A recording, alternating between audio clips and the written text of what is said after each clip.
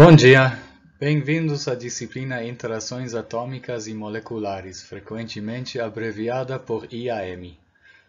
Espero que vocês deram uma olhada na pré-aula com umas dicas que ajudam a evitar erros na resolução de exercícios.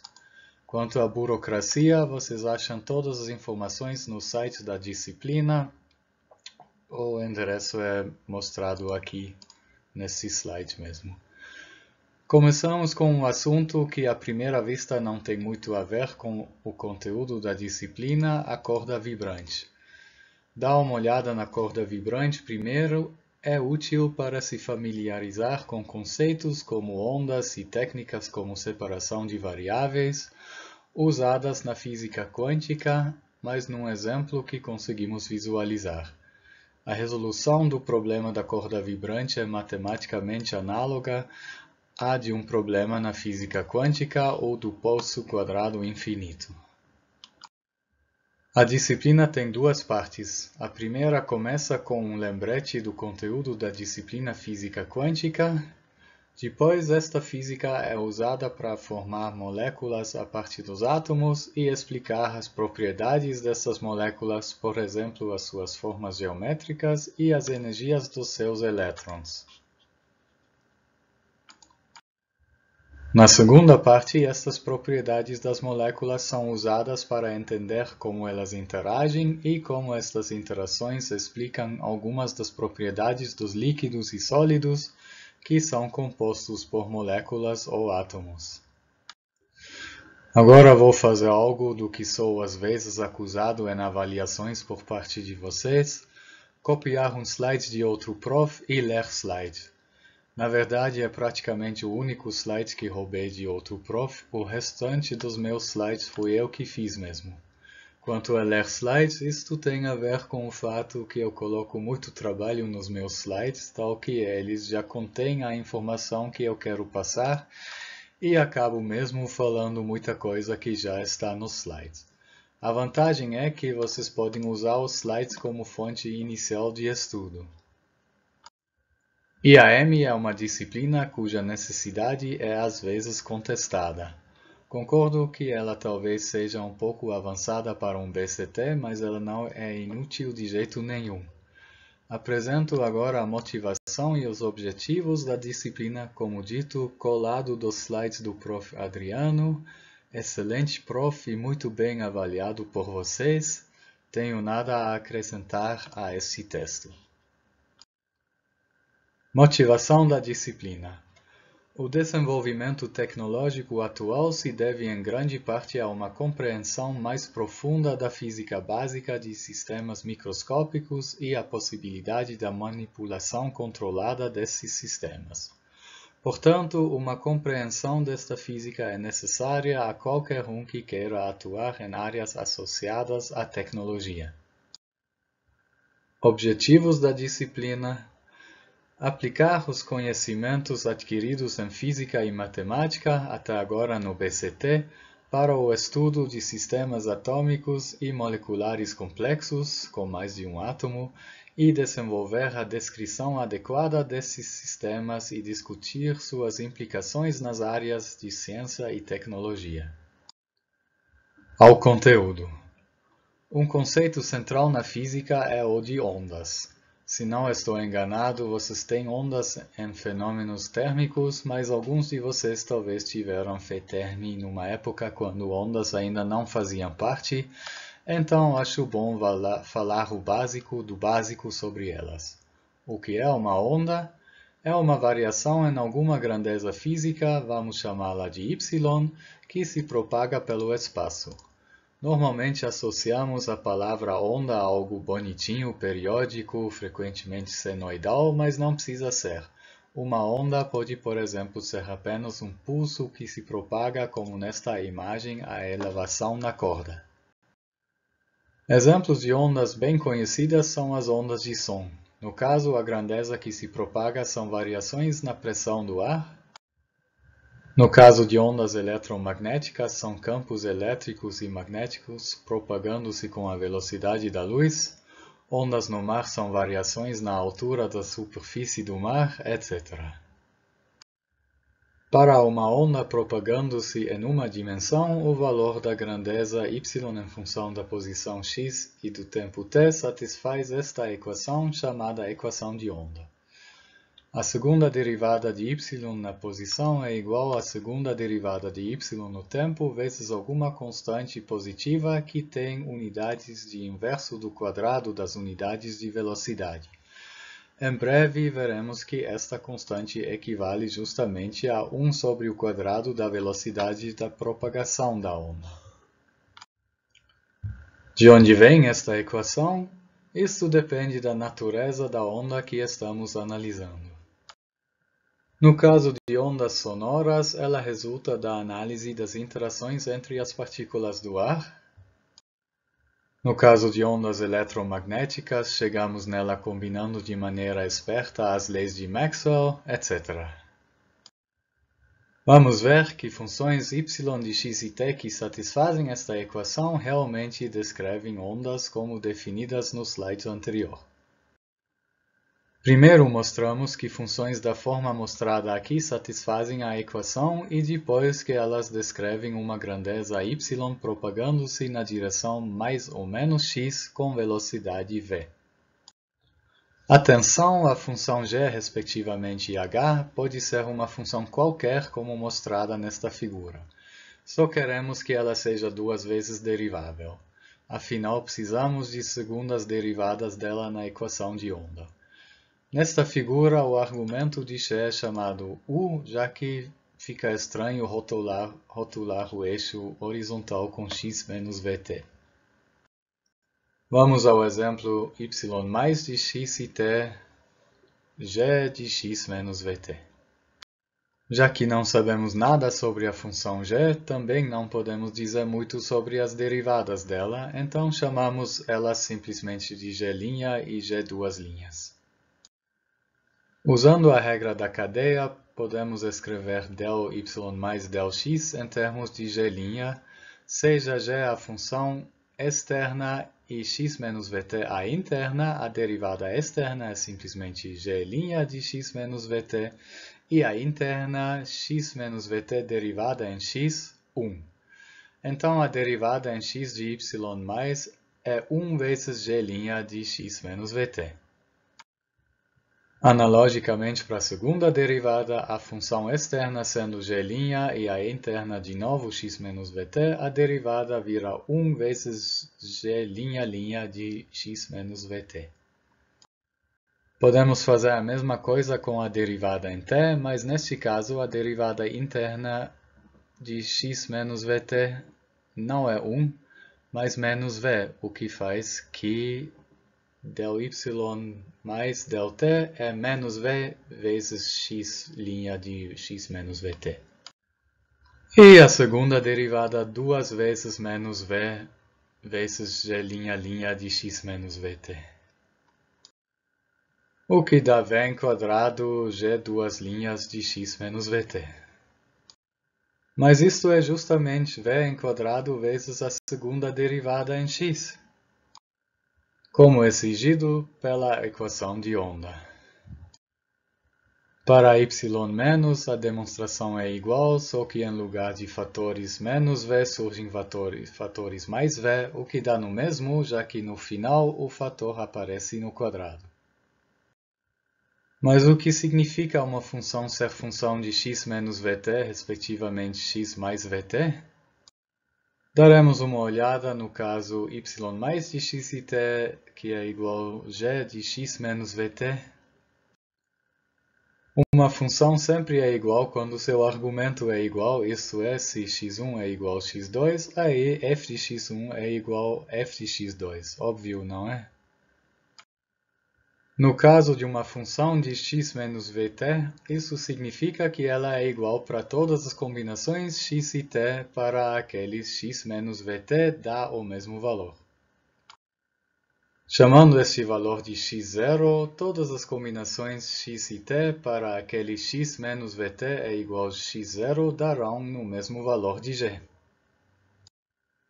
Explicitando para todas estas combinações que dão o mesmo g, o x, obtemos x é igual a x0 mais vt. Mas isto descreve justamente um movimento na direção do x com velocidade v, ou seja, o ponto naquele a função tem o valor g de x0 se movimenta com velocidade v na direção mais x.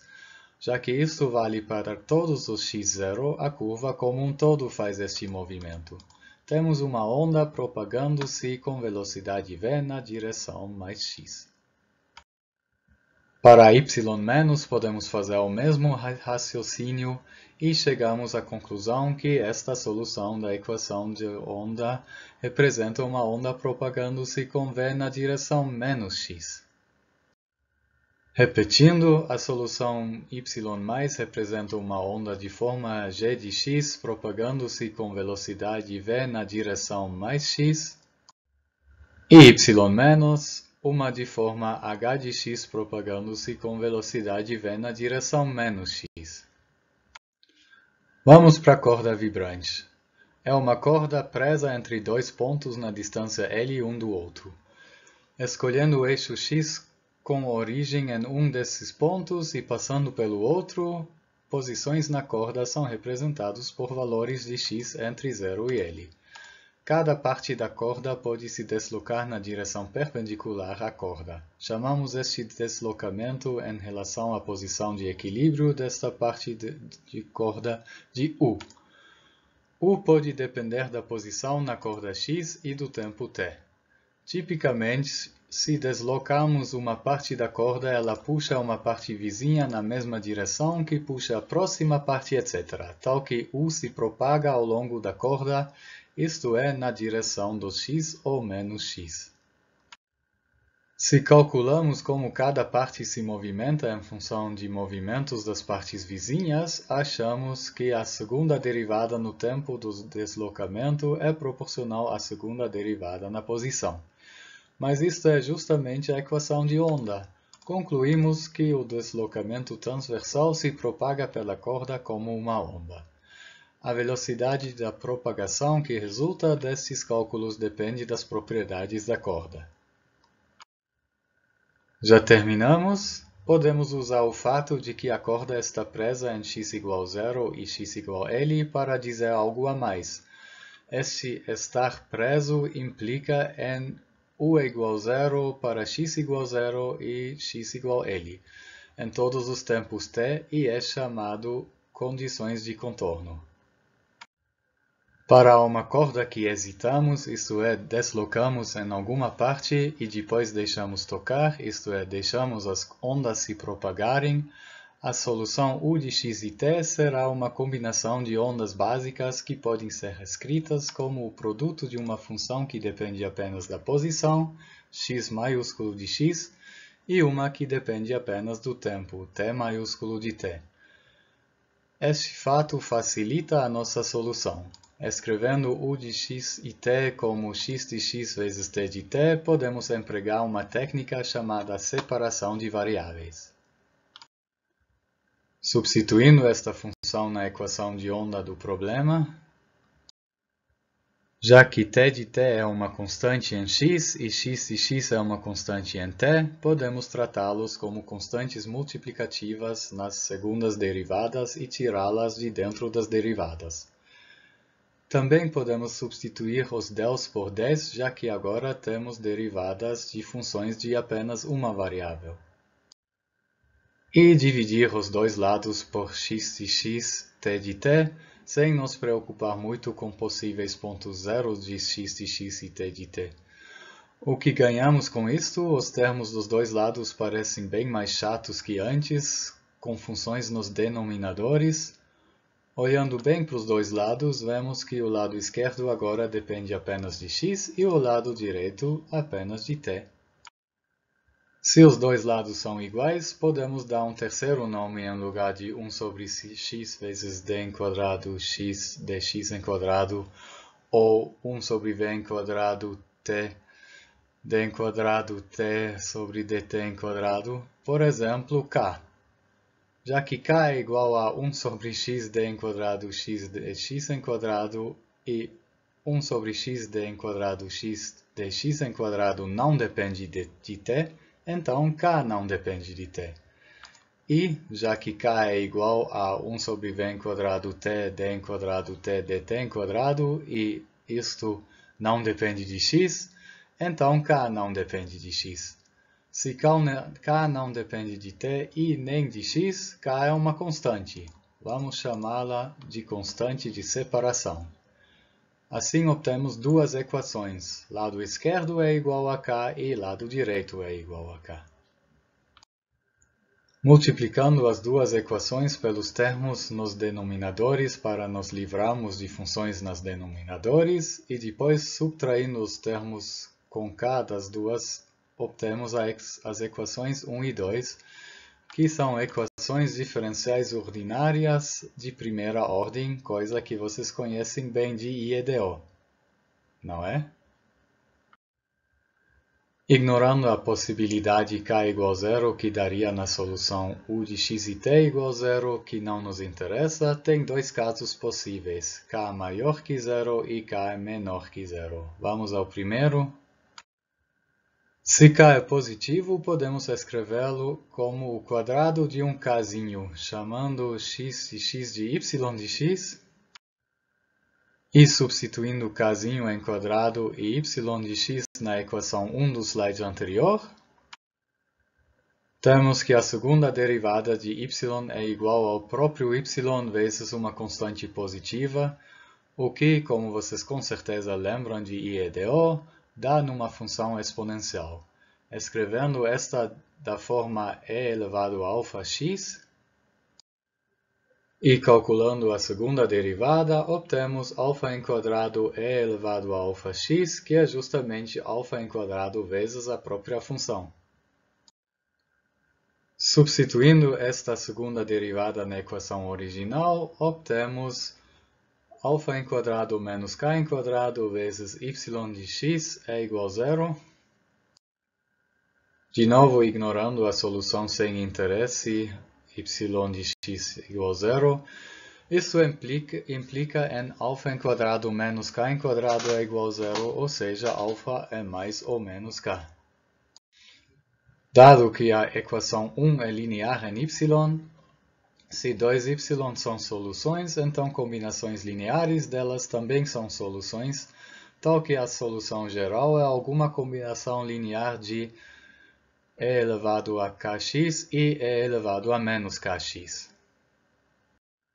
Se queremos satisfazer a condição de contorno y de x é igual a zero em x igual a zero, ou seja, y de zero é igual a zero, obtemos C1 vezes e elevado a zero mais C2 vezes e elevado a menos zero dá zero, levando a C2 é igual a menos C1.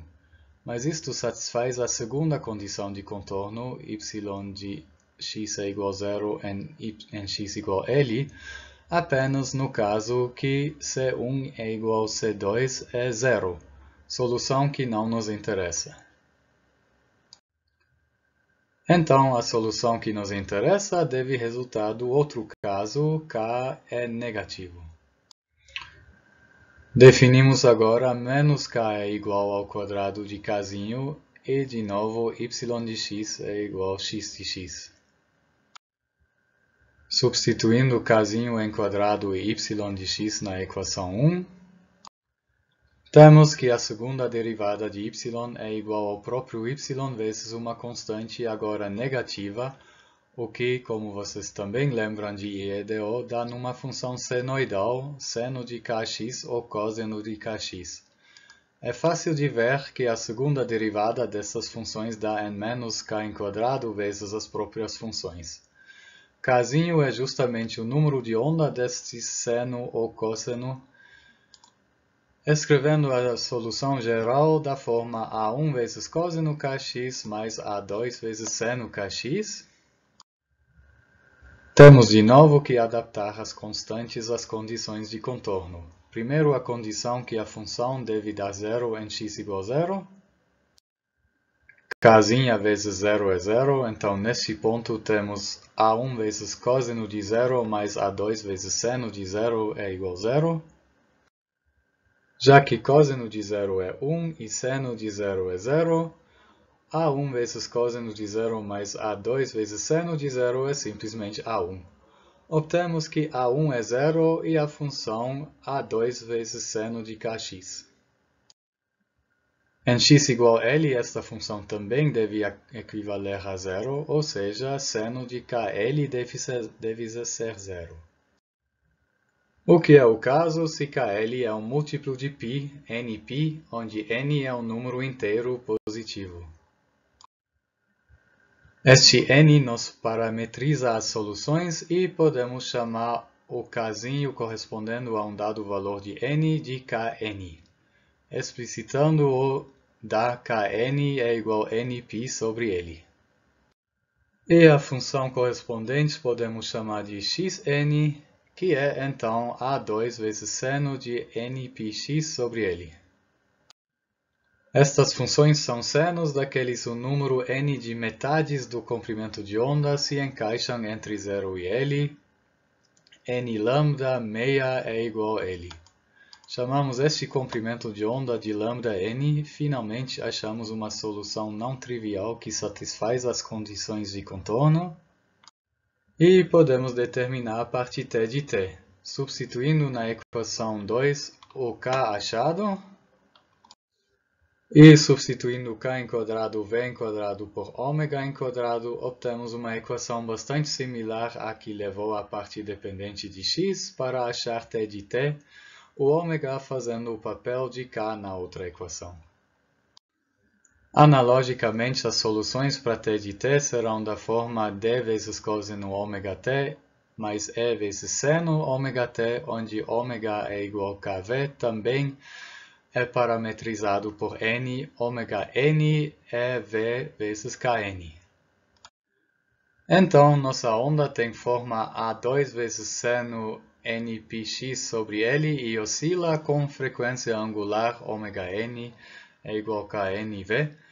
Outras maneiras de escrevê-la são nπn sobre L e 2πn sobre lambda n.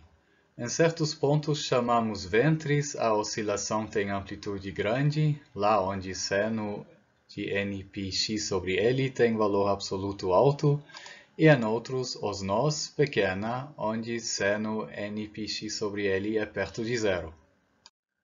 Mas isto não é o que tínhamos dito que seria uma onda. Não é uma função que se propaga pela corda. Temos que descartar a solução? Não. Podemos encarar a nossa solução como uma sobreposição de ondas propagando-se em direções opostas. Em certos pontos, elas se amplificam e em outras se cancelam, o que é o comportamento da nossa solução. Chamamos isto onda estacionária. A solução correspondendo a n igual a zero chamamos de modo fundamental ou primeiro harmônico, que tem um ventre no meio da corda. Os únicos nós são as extremidades onde a corda está presa, e a corda oscila com a frequência fundamental πv sobre L. A solução com n igual a 2 é chamado segundo harmônico, tem, além dos nós nas extremidades, um nó no meio e dois ventres entre os dois, e oscila com o duplo da frequência fundamental. Para n igual a 3, o terceiro harmônico, a frequência é o triplo da frequência fundamental, etc. Quem toca um instrumento de corda conhece isto.